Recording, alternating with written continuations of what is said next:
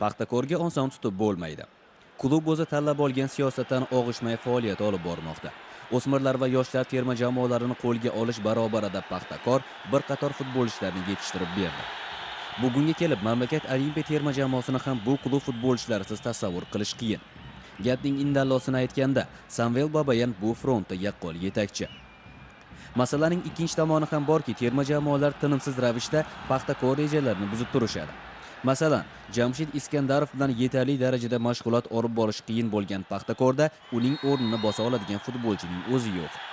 Terma jamoaga futbolchi yetishtirib berishdagi yetakchilik tushunarli, lekin shu yigitlar o'rnini bosadigan asos qani? To'g'ri, gap moliyaviy tomonga qarab ketdi. Paxtakor bir qator tajribali futbolchilarni yig'ib olib, zaxira o'rindig'ini tashqi kuch bilan jadallashtirish imkoniyatiga bugun ega emas. Biroq shu imkoniyatsiz faqat va faqat ulkan maqsadlar sari kurashish, oqimga qarshi suzishni eslatib yuboradi. Bir yil muqaddam Babayan va uning jamoasi shu oqimni kesib o'tib ketishdi. Xalqaro maydonda esa buning imkoni kam. Chunki Paxtakor uyiga kelayotgan jamoa Umar Abdulrahmon yoki Asamo Gian kabi futbolchilarsiz ham g'olib chiqishi mumkin. Alayinda buning o'rnini bosa oladigan Jiris Ekoko, Miroslav Stox, Lim Yung-jo kabi legionerlar bor.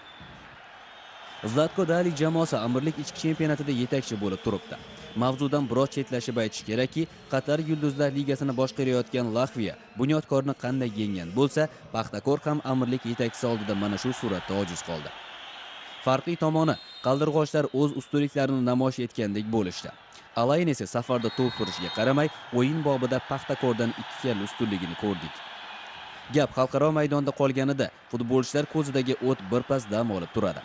Paxtakor yigitlari ko'ngildagidek 2 turdan keyin navbatdagi uy g'alabasini chin dildan istashdi, lekin insof bilan aytganda bu o'yin g'alabaga tortmasdi. Yana o'tgan mavsumni yodga olamiz. Birinchi davraga kelib Paxtakor xuddi shu suratda yurdi. Ikkinchi davraga kelibgina Babayan jamoasining o'yinlari ochilib ketdi. Shu yil ham ssenariy takrorlansa ajablanish yo'q. Faqatgina ikki o'rtada Chempionlar Ligasining guruh bosqichi kuyib ketmasa bo'lgani. Tehron hamda Riyod klublariga qarshi o'yinlarda Paxtakor bir nimaning epini qila olgan bo'lsa, Alayn bilan hech narsa o'xshagani yo'q. Agar bu yagona holat bo'lganida edi, bu kun shunchaki Paxtakorniki emasdek deyish mumkin edi.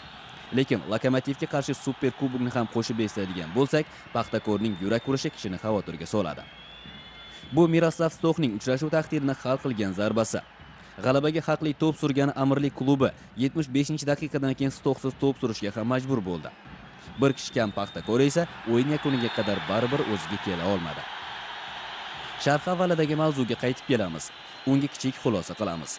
Paxtakor yuqori marralar sari kurashishni istaydi, ammo zaxira o'rindig'idagi bu qashshoqlik istaklarga yo'l bermasligi mumkin. Xarajatsiz harakat nolga teng. Maharadze, Araxovats kabi futbolchilar Oliy liga uchun yaxshidir, ammo Stox, Gian kabilar ulardan ancha yaxshidir, tan olaylik.